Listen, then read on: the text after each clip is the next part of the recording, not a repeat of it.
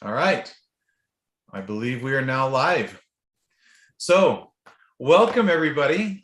Tonight we have, for our Town Hall Thursday, we have a couple of school board elections, primary elections, and I'm excited to have all these great candidates. We have Kim Del Grosso and Cindy Davis, who are running for State School Board 11, and then Leann Wood and Melanie Mortensen for State School Board 4.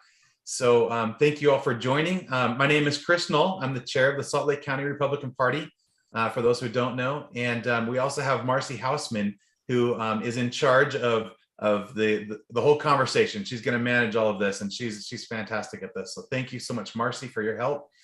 I'm going to be on, but it's really your show. So we are doing these, first of all, every Thursday from now and hopefully all the way until the general elections. We're going to have as many of these as possible. So we're trying to keep this going so we can help inform the voters as much as possible about the primaries, and then of course about the generals as well. So super excited to have our Republican candidates on here, and hopefully this is helpful. And by the way, as we go along, anybody who wants to ask questions, we don't have a whole lot of time, but if we can take some of those questions, we'll do it through the comment section in YouTube. I'll also try to watch Facebook. It's a little bit harder to follow Facebook, and what I'll do is I'll take those questions and I'll post them in the chat, and then Marcy will share those. So any of the audience wants to ask questions, please do it through the YouTube chat, and then I will share those with the group. And then let's see if there's anything else. Hey, you know what? It's the Salt Lake County Republican Party. We need donations. Go to our website, slcogop.com. Click on donate, and please help us out, because what we're doing is promoting our Republican nominees and our Republican candidates between now and the general election. So that's it. I'm not going to say any more. I'm going to now hand it over to Marcy and the rest of you. And thank you so much for being here. Thank you, Chris. Thank you, Chris. Welcome, everyone. Thank you, candidates, for joining us tonight. I also am an elected official and have been in your shoes of sitting in town halls, and appreciate a little bit of the butterflies as you prepare to share your thoughts. So thank you for setting aside some time tonight. I want to thank those who are joining us via our YouTube or Facebook, like Chris mentioned. Thank you as well for setting aside some time to become an informed voter, and we appreciate you joining us to hear from each of these candidates. So I'll talk a little bit about the process tonight, and then we will jump right into introductions. So we basically have a sandwich approach. First, we're going to hear from each candidate. They'll have 2 minutes to introduce themselves.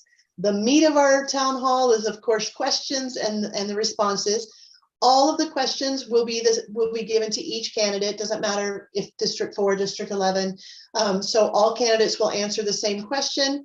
And then we will, after we hit the meat, we will then hit the end of our sandwich, and we will hear wrap-up remarks or final statements from each of our candidates. They will have 1 minute for that.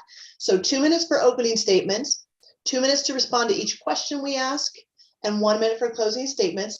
The questions, our audience might be wondering where the questions came from. So we did give the opportunity for candidates to submit up to 2 questions. We have also, as a county party, identified some questions. And then, as Chris said earlier, should we have time after we've gone through all of those questions, we will be pulling from the chat and asking candidates to address those questions. So candidates, any questions before we jump right in? Oh, I don't have any. We're good. Well, again, thank you. And I will change the rotation so everyone gets a shot to be first. But for now, we're going to start with Kim. Again, 2 minute introduction, and this will be the rotation. So Kim, Cindy, Melanie, and we'll finish with Leann for opening statements. I'll go ahead and set the timer, and you may begin, Kim. Hello, my name is Kim Del Grosso. I live in Highland, Utah. I've lived there for 34 years. I am the mother of 8 children and the grandmother of 26 children. I own a performing arts school that is about 34 years old, and we are one of the top schools in the nation. We are providing opportunities for students to live their dreams. We're able to give high school credit. We are able to work through with these children the opportunities that they have to either get full ride scholarships or to perform. I am very thankful for the Republican Party. I have not had a lot of experience with my Salt Lake voters. My district is so big, it's Harriman, Bluffdale, Draper, and then on the other side of the mountain. So I want to welcome my voters there and tell them that I want to hear from them.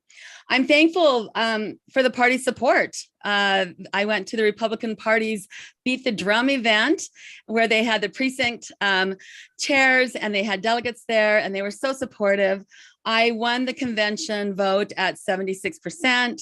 I am in a primary right now, and I feel very supported by the endorsement by the Republican Party. They have been very wonderful to me, and I want to thank them for that.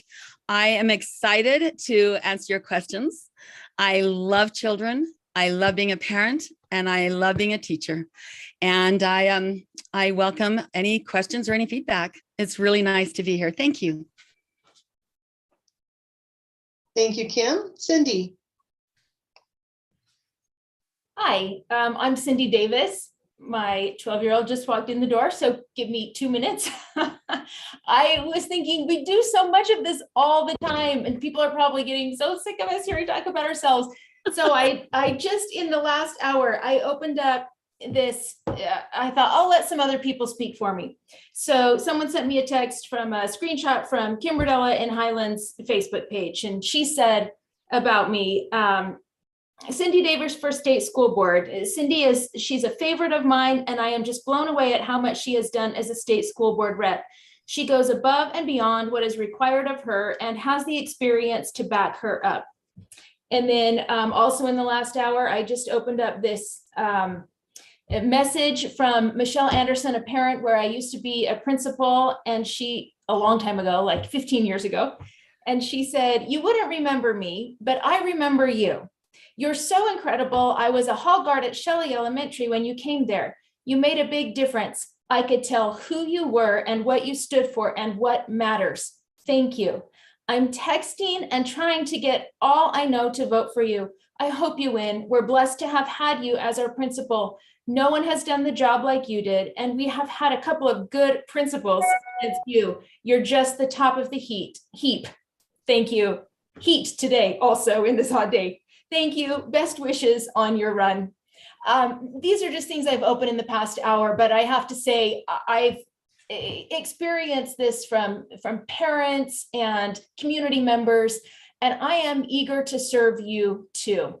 So I look forward to getting to know better our Harriman, Bluffdale, little slice of Draper, and look forward to our interactions together. Thank you, Salt Lake GOP.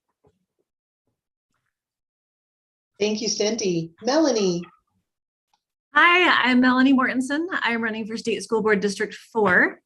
I am a parent and a former educator, and like many parents, I have been very concerned about the decline we've seen in our education system. I have been working in the classroom with my kids and with their teachers for almost 18 years now, helping the teachers with whatever they needed, whether it be math specialists or reading specialists.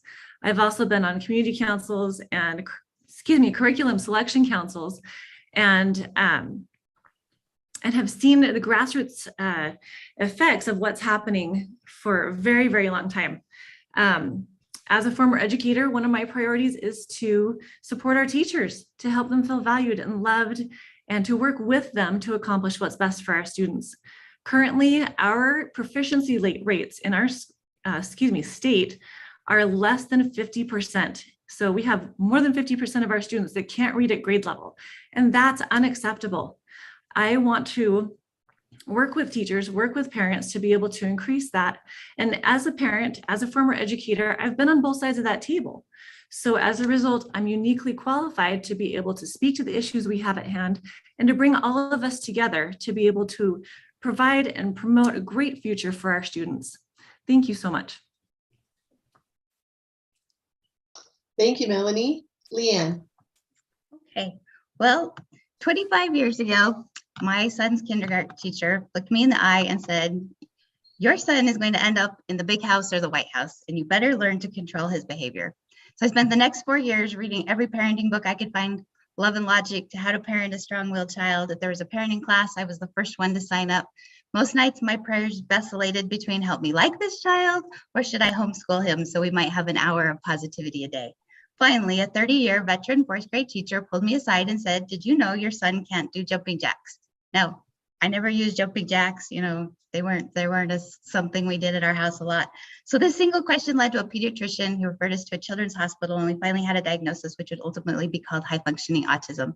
The answer brought back much needed peace to our home and support from the public education system. We had a 504 occupational therapy and an amazing school counselor who worked with him on his social skills and how to look someone in the eye and how to introduce himself to another child in the playground.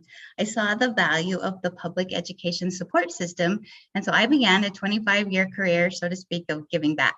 From my children's classroom to the school, as a community council chair, as a PTA president, I've been to this district and to the state following Utah education policy and legislation.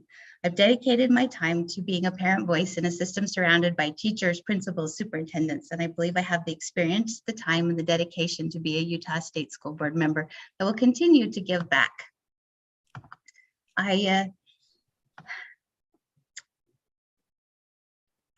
Because we support a system that is constitutionally mandated to provide with general control and supervision.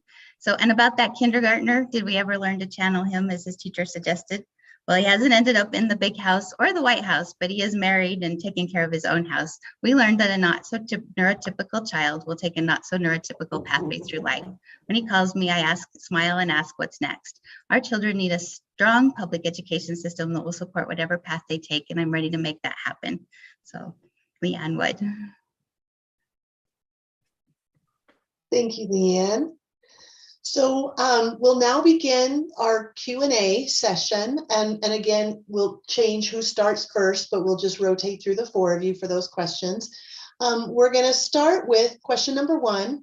Again, 2 minutes for your response. We're going to start with Cindy this time and make the rounds. The question is, what education and experience do you have that qualifies you for the policy work of the Utah State Board of Education? Again, we'll start with Cindy. You have 2 minutes. Oh, and you're on mute. Yep. Yes, I am. Thanks.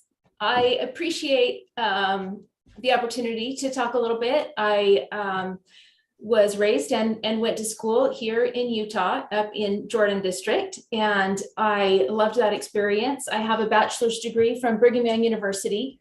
I have a master's degree from the University of Utah in Education Leadership and Policy. So I tell my friends my blood runs purple, but maybe a little more blue. Can I say that in a Salt Lake town hall? But I love the U also. I was a teacher and a principal. I've worked in our district office. I currently work at Utah Valley University, teaching and training new up and coming teachers. I have been on the state school board for about 3.5 years now. I'm currently the vice chair as elected by the body. My most important experience is as a mom, and my kids all attend schools. I have a vested interest right now in what's happening in our schools, and I believe they should be strong for all kids.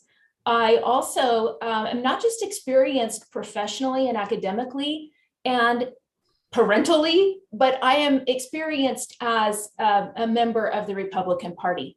I am the candidate who is a lifelong Republican. I've never been registered as unaffiliated or anything else. I have not only been a delegate this year in my candidacy, but for the better part of the last 20 years, I've been a precinct vice chair twice. And I encourage my neighbors to get involved in the party and to get involved in their neighborhood caucus system. So I appreciate the opportunity to be here, and I feel like my education and experience will lend itself to the continued work on the school board. Thank you, Melanie. Same question. Sorry, Cindy. I was thinking ahead. Melanie's next. Thank you, Cindy. Same question, Melanie. You have 2 minutes. Awesome. So I have a double major bachelor's degree in humanities and English with a secondary teaching certification from BYU. Like I mentioned, I've been in the classroom, been working with teachers, with administrators, with school boards, with curriculum councils, community councils. And I feel I have a very good grasp understanding of what's actually happening in our schools currently. The interesting thing about this question is I feel like it seems to imply that You need to have been a lobbyist or represent an organization to the legislature to be qualified for this position. And I feel like that reasoning is fundamentally wrong. It's similar to saying that Washington, D.C. needs to control our Utah lands, which again, that's wrong. When you're closer to the source, you have better information. What we need in this position is someone who's been involved in the grassroots of our education system, someone who's been in the classroom, who knows what the concerns of parents are, who knows what the worries of teachers are. And I'm the only candidate in my race who can speak to that. It puts me in a unique position to be able to focus on our students and represent both parents and teachers in our policies. Additionally, I've been surrounded by legal jargon my entire life and have studied policy, specifically school board policy, frequently. So I'm very comfortable with the policy work at the USBE. Thank you, Melanie. Moving on to Leann, 2 minutes. Thank you. So I graduated from Brigham Young University with a degree in Bachelor of Science in Zoology. My emphasis was in teratology, a study of birth defects. And so for a year, I worked with the FDA and tried to determine what types of things caused birth defects. And from there, my son was 6 months the day I graduated from BYU. And so after about a year of work, I decided to stay home and be with him, and ended up with 5 children. 4 of them have graduated from Davis School. I have 1 left in the a sophomore at Davis High School. And through that time of being in the classroom, working with the teachers because of the needs of my children, one with a 504, one with an IEP, I saw how integral important it is for parents to be in there and seeing the needs and supporting our teachers. About 10 years ago, I was at a meeting where a person slid over an application and said, you should apply for this committee at the state level. And so it was a graduation task force committee. And so they wanted parent representation on there to offer our input of what we could see that would help our graduation, how we grade our schools, what requirements there were. From there, I began different committees at the state level. I attended the state school board meetings for 3 years prior to the pandemic and sat through the standards and assessment committees and was able to offer input there. So from a policy standpoint, I've helped write legislation. I've helped write education policy. I've helped the school fees task force, the full day kindergarten bill that just passed. I helped write that on the drafting committee. So I think that being there as a parent, but also being involved in understanding how policy has to look from the big picture, what needs to be mandated at the state, but also what needs to just be given that flexibility and innovation at our local level. And I think all of those things will help me. Thank you, Leann. And Kim, 2 minutes. Thank you. I've raised 8 children and taught thousands of kids to achieve success over my career of 34 years. I went right out of school into my career, opened my first business, and have been very successful. I don't talk about experience. I don't brag about experience that currently has over 50% of Utah kids reading below grade level. I can't brag about experience that has allowed CRT and other destructive policies to creep into classrooms, for pornographic books to be on the shelves of our school libraries.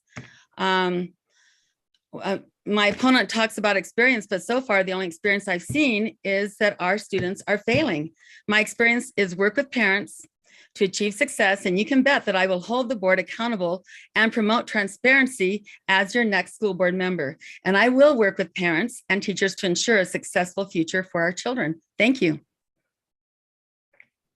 Thank you, Kim. Marcy, if our opponents mention us directly, do we get a rebuttal for 45 seconds? I think if you can address it in an upcoming question, we don't have a rebuttal process set in place that we've notified in advance to candidates, but you are welcome to address it with your next 2 minutes. Okay. So we're moving on to our next question, and this series of questions we're going to start with Melanie. You will be the first to have 2 minutes. So the next question is, how would you handle rulemaking in a situation where there are many competing interests? 2 minutes, thank you. So I actually don't need 2 minutes for this one. This is very, very simple for me. And it's the core platform for my campaign. And that is that we put our students first. first and foremost, what is in their best interest, what benefits them the most. Everything else and everyone else is secondary to that priority. Our decisions, our responsibilities, our stewardship rest on what is most beneficial for our students, period. Put our students first. That's how I would handle that. Thank you. We'll move on to Leann, 2 minutes. And I would agree with Melanie. That is the shining light. That's the work that we do. Our end goal is to get our students college career ready or for whatever path that they choose to pursue, to be good citizens of our nation. But I think as we look at consenting, myriads of opinions, that's who we will represent. Our constituents are going to be from one side to another. And so as we look to what's best for children, we need that input for who is this going to impact? Is it impacting our students? Is a policy, not all of our policies impact our students directly in a way that it may impact a district, it may impact teachers, it may impact. And so talking to those people to who it will specifically impact and gathering that input so that you see the different sides is so critical. And recognizing that as we listen to both sides, we come to a better conclusion to the center as we look to, okay, these are the things that are going to affect our children and how could we do the best work, but by listening. And I think that will be the key moment. I had someone call today and I answered the phone and they paused. They didn't expect me to answer. And they said, but you're a candidate. And I said, well, yeah. And he said, but you answered. Yeah, because that's what we do. We listen and then we determine how can we make the best movement forward to support our students. Thank you, Leann. And Kim. I'm going to repeat this question because it was one that I really spent some time on. How would you handle rulemaking in a situation where there are many competing interests? I feel that if rulemaking is being hindered by these special interest groups, that's tragic. And especially in the case of what's happening with the porn in the schools. If a special interest group comes to us, we need to decide if that's what's best for children. It is frightening to see how our board is allowing special interest groups to allow them to not make decisions, to table very important issues. Rulemaking is the most important thing that we can do. And I feel like it's very important that the special interests, we can listen to them, we have public comment, but our job is to get those rules made and to look those children in the eyes and keep them safe and do what's best for our community. Thank you. Thank you, Kim. And Cindy, 2 minutes. I think you're always going to have people with competing interests that come to you, and you're going to have to absolutely put students first and listen to people and avoid inflammatory language about people who may live or be different than you, but be guided by principles. I live a conservative life. I think my service reflects that, but I do absolutely listen to all people and move forward in that way. And you also earn and gain trust by telling the truth. And the truth has not been told about me in this election. And people can vote for whoever you want to vote for, but do it from a place of truth. And let's just talk about libraries. We've had people say we need to put HB 374 into the library policies, which we absolutely do. We have to give guidance. Well, you don't get to pick and choose when you keep the law. And part of the law says we have to include the guidance from the AG's office.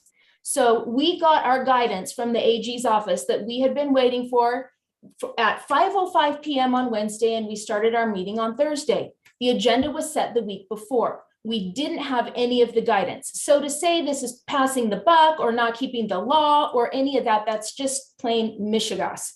The other part is allowing critical race theory to be taught in schools. The board passed a rule where we prohibited concepts to be taught in schools explicitly, that one race is inherently better or worse than another, that a person's moral character is defined by their race, that a person should feel guilty or shame for something their same race has done historically before. And there is not a loophole in that, by the way. There is a caveat for a public meeting by an elected public board to talk about curriculum, which is, for example, World War II, which has principles of one race being better or worse than another.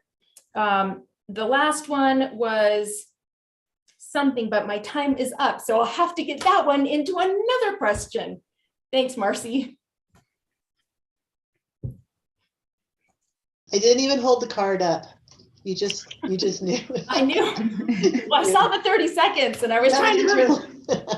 All right, thank you, Cindy. All right, we will start our next round with Leann. You will be our first to answer. Again, 2 minutes, then we'll rotate. This next question is, what is the role of the state school board and how would you help the board achieve its vision? Quote, upon completion, all Utah students are prepared to succeed and lead by having the knowledge and skills to learn, engage civically, and lead meaningful lives. If you need me to repeat that, Leann, I'm happy to before I start your 2 minutes. No, you're fine. Okay, 2 minutes. Thank you. So I see the role of the board in 4 ways. So our first is exactly that, set the vision for our students to learn and to lead, to be good citizens, to learn their civics. So setting that vision through our strategic plan, through the standard setting process, we determine what is taught and when it is taught. We do not determine how it is taught. We also have rulemaking authority. We take those bills that come from the legislature and we turn them into policy that can be implemented. We get to decide what's at the state level, what is able to be innovated at the local level, and how will this impact our teachers and our students at the end. We also have oversight. We have oversight from the monies that come through the legislature and through our federal government. We don't get to decide how much money we get. We can make that, we can prioritize, we can ask, but just like the governor, we get to request. But in the end, the legislature determines how much we get. And when we make sure that those rules are being followed by all of our schools and hold those schools accountable when they're not following those rules in how they use those monies. And finally, it's the support that we offer through our staff that provide amazing support for our rural districts, for our professional development. And so all of those things, those policies determine how our students are going to be successful in the end. You know, as we look at civically, we've seen that there are some gaps in our civics education. There was an article that came out in the Standard Net today that said that our university UVU students got a D on civics. And so obviously we need to, as a board, say, okay, our kids might not be learning what they need to learn, and when they need to learn it, we need to do something different. And that's what we look at throughout the whole process of every part of our students' education. Are they learning what they need to when they need to? And if not, how can we make that a better process? Thank you, Leann. Kim. The role of the board is not to set vision. That has been established by the legislature. I worry about the role of the board. They failed their legislative audit in April 2021. And I think that is a very troubling thing for me, because I feel like the board was not doing what it is supposed to do.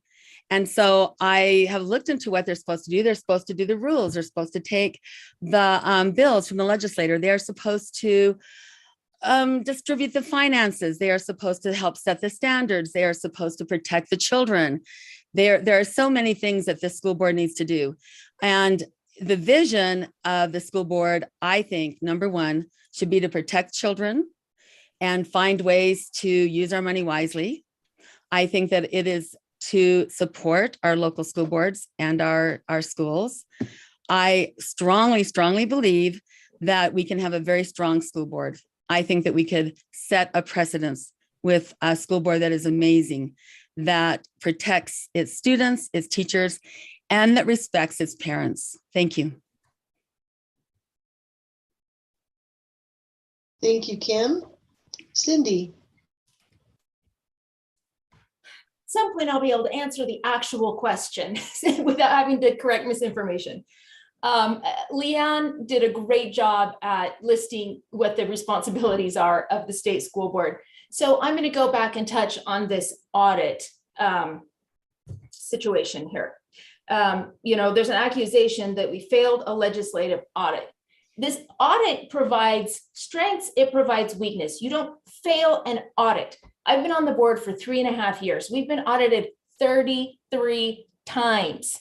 So where are the people saying, wow, 5 of those finance audits, you had 0 findings. That's almost unheard of to have 0 findings.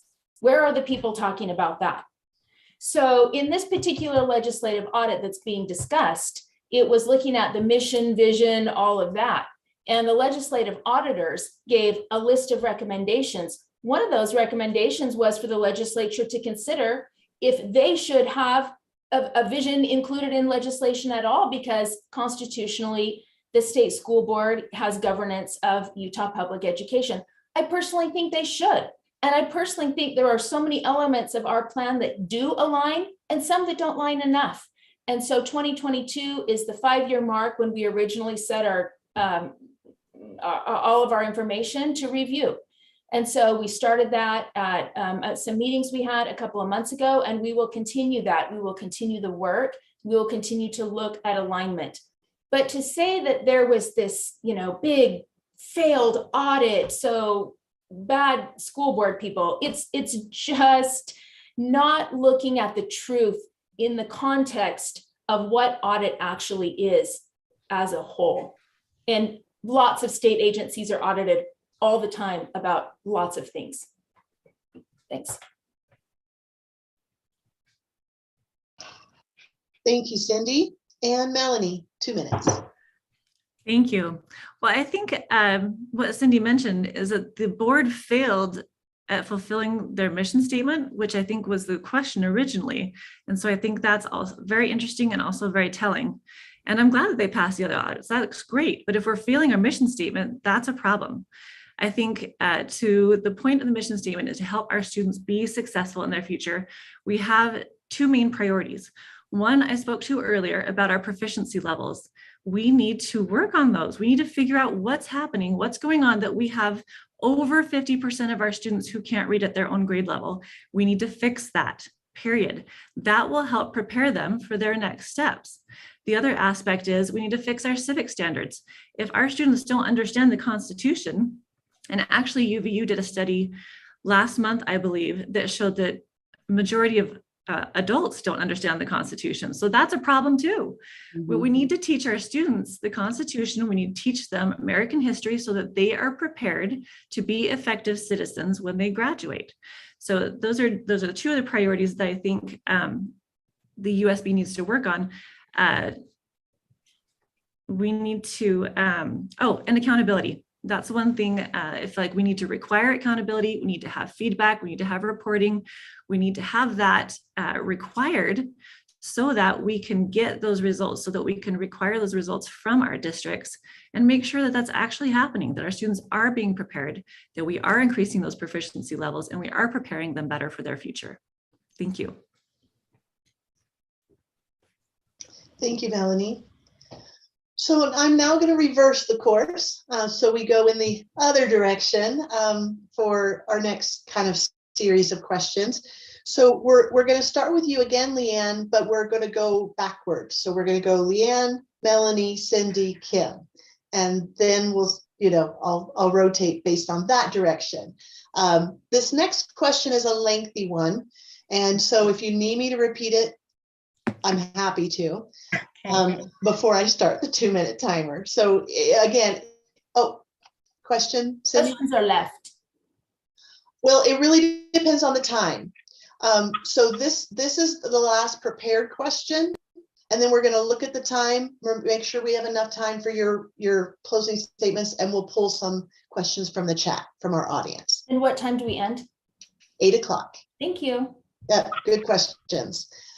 So because this is longer, if you need me to repeat it in between, I'm happy to do that. So here's the question. On January 27, 2022, the Utah State Board of Education released a draft document on, quote, gender identity guidance for Utah public education, end quote, and asked the public for feedback. Did you provide feedback on this document? And if so, what feedback did you provide? If you did not provide feedback, share your thoughts on the following statement. And this statement was included in this draft. Through collaboration with parents, school officials, and qualified professionals, combined with clear policies and implementation plans, students who are transgender or gender nonconforming will have an equal opportunity to be fully engaged in the school environment and to achieve academic success. So again, we'll start with Leann and we're going to go backwards. Okay, well, I will have to admit that I did not offer feedback. I was in the middle of the legislative session following over 112 education bills, and so I did not offer feedback on the gender document. I have read it since then and previewed it, but I absolutely agree with that statement that our transgender students should have equal access. They should feel welcome. All of our students should feel welcome, regardless of the label that we may put on them. All of our children need to feel connected, welcomed, and equal access to education. And so I think that I was glad to see that that document did not move forward at the state level. I feel like this should be a local issue between our parents and our counselors and administrators in the local schools to work with those so that our students are dealt with in an appropriate manner. Those that have supportive networks and those that don't, that they need to be dealt with separately and differently and appropriately to give those students the best opportunity to move forward and be successful in their academics. Thank you. And Melanie. Thank you. So I did not have a chance to comment, but I know over 30,000 parents did, which speaks to the fact that we need this gender guidance document. We need to have a standard that is consistent across our state so that all of our districts have the same priorities and the same responsibilities. I absolutely agree with that statement. Everybody should have access to education. It shouldn't be based on anything, gender, race, background, whatever, it doesn't matter. But what matters is that in our government, let me give you a big picture. In our government, we believe in limited government, but we don't believe in weak government. So when that government is called upon to exercise its duty, it needs to do so in a strong and effective manner. And this is one of those times we needed a strong and effective policy. And I feel like it's irresponsible of the board to push that down to the LEAs. Then we have inconsistencies across the state, and we need to not have inconsistencies. It needs to be a standard that is the same wherever we go. Thank you, Melanie. Cindy. Thank you. I hear a lot that people want local control, but really what they want to do is control the locals. And, you know, you can't always have it both ways. And so here's the bottom line. Our folks at the local level are the most adequately equipped in this current space right now as the law is changing. So, for example, we had over 20,000 pieces of input. And when you quantitatively break all those down, it turned out to be 49 to 51% on different sides of the fence on the document. On top of that, now that is quantitative, that's not qualitative.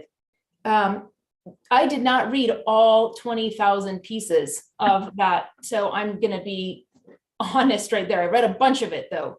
I read enough of it to know that I felt like we were headed in the wrong direction, quite frankly. And when you have 6 attorneys from your largest school districts representing over 2/3 of the kids in the state saying, listen, we want a chance to work this out at the local level. We think we can find ways for our transgender students to feel comfortable and accommodated and work with parents, and also keep those in the realms where our parents of our non-transgender students feel safe and comfortable. And we feel like we have the opportunity to do that. I wasn't fully convinced until we had, because people said, well, maybe the small districts need help, or maybe the charters. Then we had a rural district come out and make a full public resolution that said, we want to try this at the local level. Please don't do this at the state level right now. The law is changing. We want to tackle this first. There may be a time that we do need to come back, but it's not right now. right now the local folks need a chance to work on this as they have asked.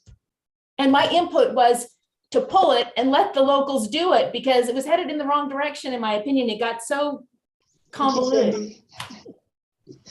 All right. Thank We're going backwards. So now we're up to Kim, please. 2 minutes. you. When I first signed up to be a candidate, that was one of the first things that I read. I read that document and I felt like it was very confusing. I felt like it didn't address the issues with the schools and gave them strong advice. I do believe that the state school board should advise these local school boards and have a guidance, but it needs to be one that is really researched. I'm kind of worried about some of the stuff that's going with the gender guidance ways. I mean, we heard that President Biden is attaching that if they're going to collect money for or get money for school lunches or for farmers, that there needs to be the opportunity for transgender boys to be boys to be allowed in the schools. And I see the gender ideologies at times being tied into like school lunches. And I feel as a state for Utah, we need to really understand and have guidance, but it needs to be very strong guidance. And I do feel like we do need to listen to those comments. There's a lot of people that have some very good advice that are experiencing this. And I understand that there are local school boards and local schools that already have their own guidance for gender, but it needs to be statewide and it needs to be on the same thing. Thank you. Thank you. All right, I want to check myself because I reversed direction. Did I get all 4 of you on that question? Yeah. Okay, thank you. I thought so, but just wanted to verify. Okay, so we'll shift. Melanie, we're going to start with you and continue the backwards. So Melanie, Cindy, Kim, and finish with Leann.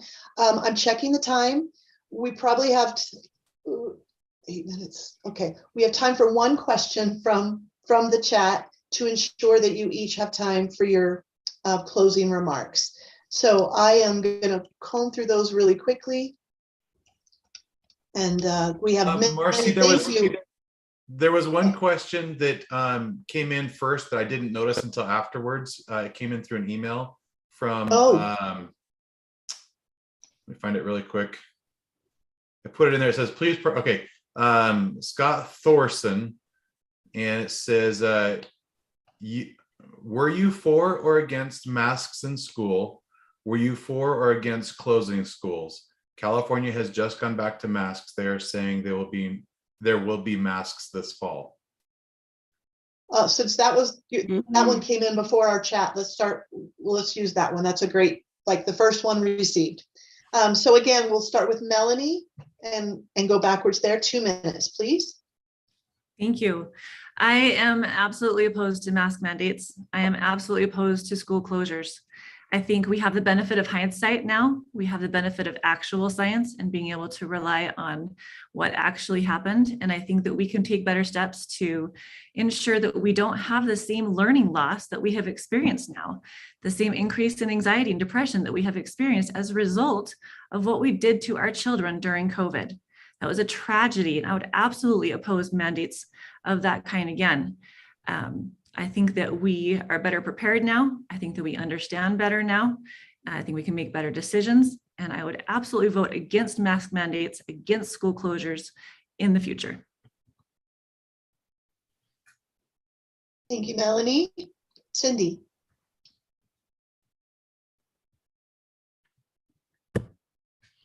I was never, ever supportive of masks in elementary, but I could handle masks in secondary because you're cramming 40 kids in there that are rotating every hour through the same room with no ventilation or very little, one of those little slit windows. And I didn't know anything about the disease at the time, and neither did anyone else because it was all brand new. But the reality is we did not have control over who had masks and who didn't have masks. That was a governor executive order. So I think we just need to be clear about that. I'm not okay with closing schools, and I wouldn't close a school. In fact, Utah was one of the only states that had our schools open for face-to-face instruction. We had over 25% of our kids in the nation never got to go back to school the whole next year after that first COVID year. And those that did only went in little spurts. Like my friend in Hawaii went like 2 days a week for 2 hours or something. My kids were in school full days. They participated in school plays, in sports, in all of those wonderful experiences. And I think that that should continue. I want to just make sure that I cover just a little bit about academics. I want to go back to where it was said that our kids are reading below grade level. And part of this is mitigating learning loss. We've done a ton at the state board level to keep schools open that year. And I wish I had more time to go into all the things that we actually did.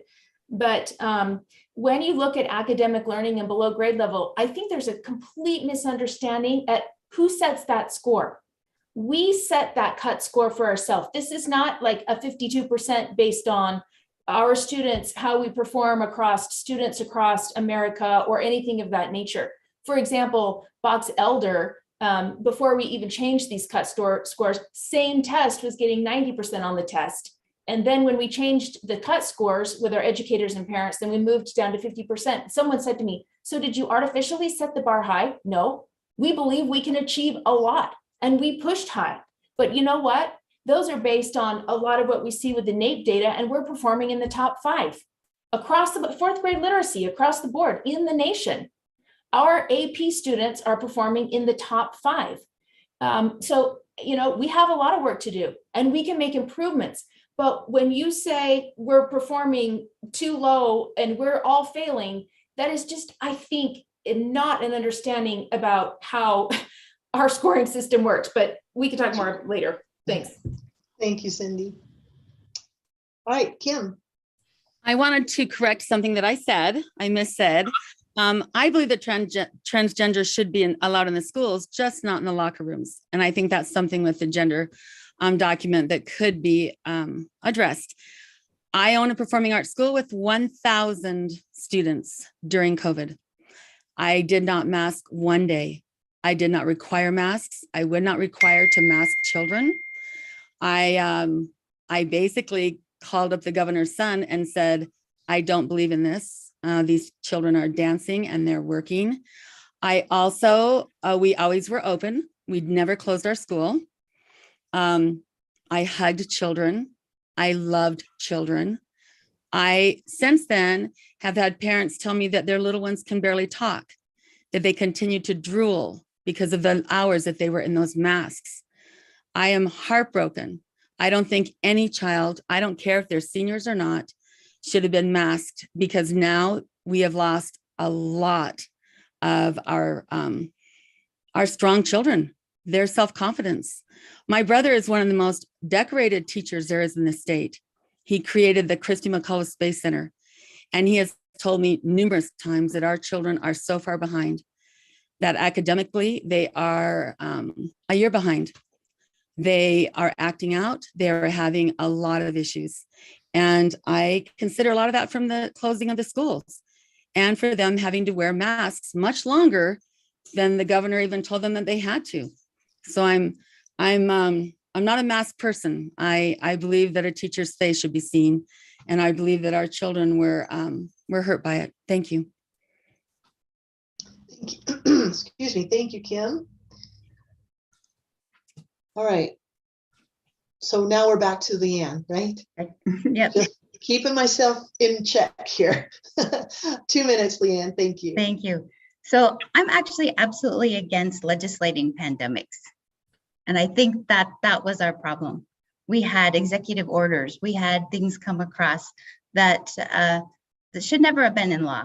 In the spring of last year, I texted my representative, who's a doctor, and said, should we really be putting COVID into code? We don't know what's happening. We don't know what's going to happen in the future. At the time, we didn't know how devastating this was going to be or where it was going. And to legislate a pandemic is inappropriate. We shouldn't have mask mandates. We shouldn't have closed schools. We didn't know that at the time, and that's the concern. is that this should not be, you shouldn't have you should be able to be, to pivot when needed. You should be able to look at local issues and find out, what's happening in our different districts and determine what's there. And, so my mom died of COVID. My dad nearly died of COVID. I saw this firsthand of how it was affecting families. We had 14 of us, but it should never have been legislated in any way. Thank you, Leann.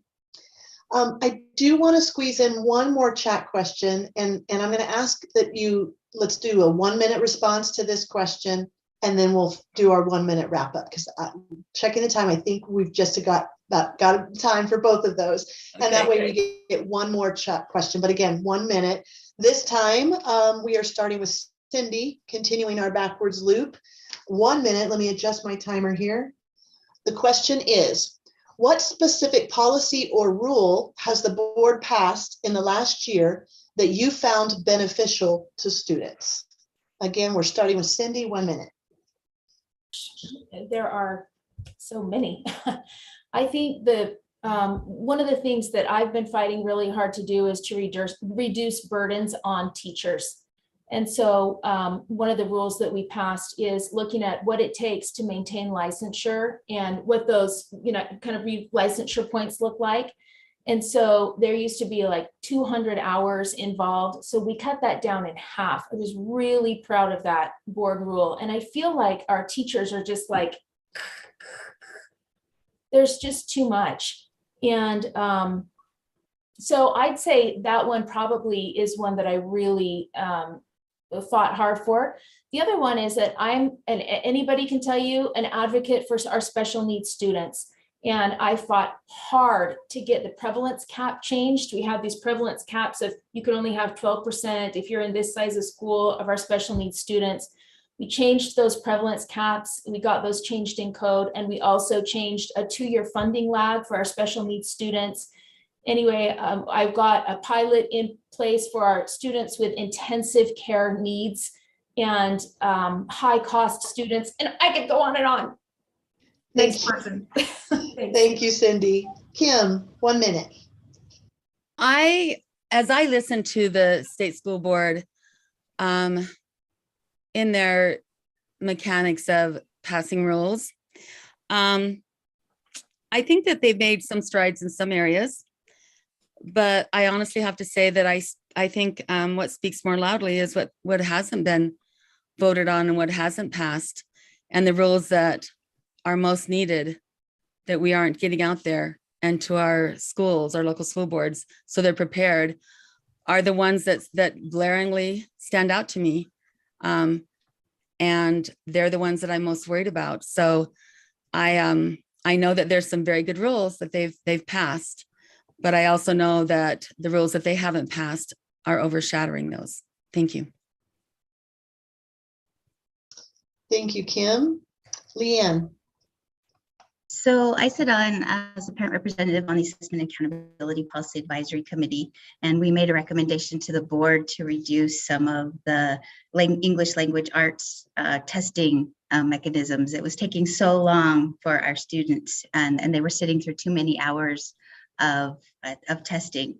And so we made a recommendation to reduce the numbers of questions that the students had to sit through in the English language arts section, and then they approved that. And so I'm actually really proud of that one, because I think we have an overabundance of testing in our state, and for them to take that recommendation and help that we can get the needs that we have to see how our students are doing, but not make them sit through so many hours of testing is a really good thing.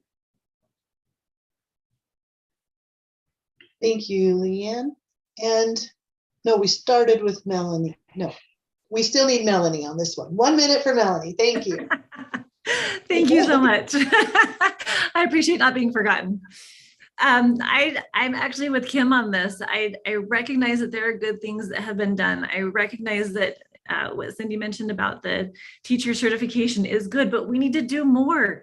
I know personally of 3 teachers that have left because of the certification requirements. We can't afford to be losing our good teachers right now. We need to retain good teachers. And what my opponent mentioned about the testing, that's great, but we need to do more. We need to reduce the amount of state testing.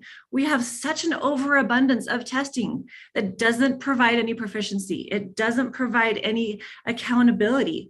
It doesn't give the teachers time to be able to go back and teach comprehension. So what speaks louder than the good things, and I'm sorry that it's this way, but it is, are the things that haven't happened. We haven't had a good, positive, effective gender guidance document. We haven't had a good, effective civic standards pass. For crying out loud, there was too much deliberation on that. Let's get it done. Let's use the resources that we have and get something effective in place so that our LEAs can prepare for this next school year. Thank you very much. Thank you. All right, so we have, look at that, 4 minutes. Good girl. Well done, candidates. Timing's everything. Timing's everything. All right, so we're going to have closing statements. You'll each have 1 minute for your closing statement. And continuing with our rotation, Kim, you will start first. And with our backwards, it will go Leann, Melanie, and then Cindy. Kim, you have 1 minute.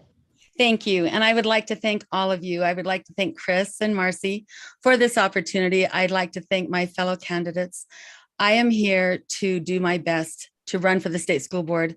And if I am voted in, I will be a champion for children. I will try to keep their innocence intact. I will be a champion for parents. There will not be parents locked out of rooms and boardrooms on my watch. I am a champion for teachers. I'm a teacher. I agree these teachers need our support and they need it badly. I'm going to be a champion for our community and I want to be a champion for the state of Utah. There's a lot that needs to be done, but I think we could be a model school board. Please vote for me. I am excited to be on the school board. I am honored to be considered. Kim Del Grosso, District 11, the ballots are out. So go ahead and whatever you do, vote, vote, vote. Thank you. Thank you, Kim. Leann, 1 minute. Thank you. Thank you, Chris and Marcy, for having us here. And thank you. It's actually been fun to have all 4 of us here to see the different ideas and learn also. I feel like I've learned so much from this process. So I have taken a pathway of service my entire life and want to continue to serve. And back in 2019, we had hundreds of education bills coming through for years and years. And I wanted to know, what is it that makes a difference in our students' lives? What can we focus on? And my research showed family engagement, retaining and recruiting strong quality teachers, strong leadership, strong administration, a positive school climate where all of our students feel welcomed and have a desire to learn and our families feel welcome, and also rigorous standards that align with curriculum. If we can have those 5 things in their schools, we will see difference. And those are my priorities. That's what I'd like to see happen. And I'd love to have your vote and your support. It's Leann Wood. Thank you. School District 4. Thank you, Leann. Melanie. Thank you. My name is Melanie Mortensen, and my commitment to you is to continue to protect our parental rights to choose what education looks like for our children. I will work with our teachers in achieving that goal and help increase our student proficiency levels. They are super high right now, and it's unacceptable no matter what the number is. It's unacceptable. I have a plan to increase the accountability from our districts, to get rid of divisive policies, to increase transparency and understanding of what happens at the USB level. And I would love to discuss that with you more. Please reach out to me. My website is votemelanie.org, and you can contact me through there. You can call me. My phone number is available. I would love to talk to you more about this. It is time that we worked with teachers and parents, not special interests, to improve our schools. And I'm ready and excited to take on this challenge.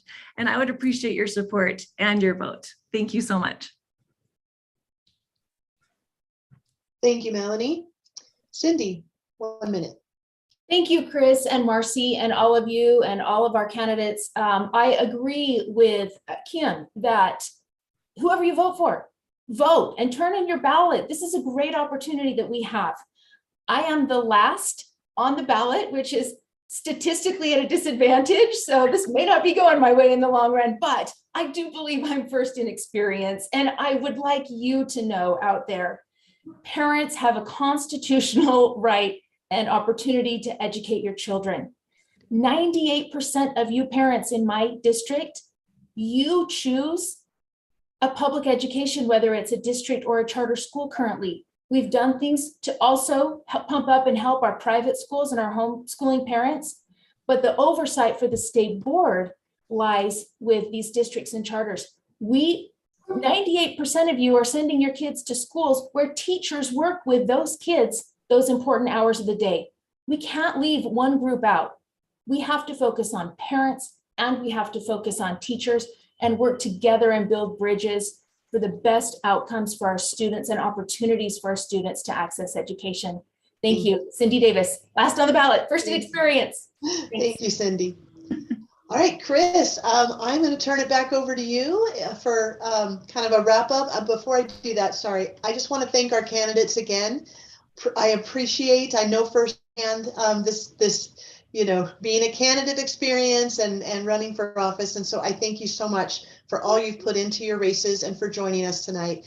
Thank you. And those who've joined watching remotely, we appreciate your attendance. I know we did not even scratch the surface of chat questions, but that shows the level of engagement. So candidates, I feel like that is indicative of your effort to reach out and communicate and connect with voters, because we had such a great volume of not only attendance, but people submitting questions to the chat. They're interested in your thoughts. So thank you for all you are doing. Thank you, those who joined us. Chris, I'll turn it back to you. Yeah.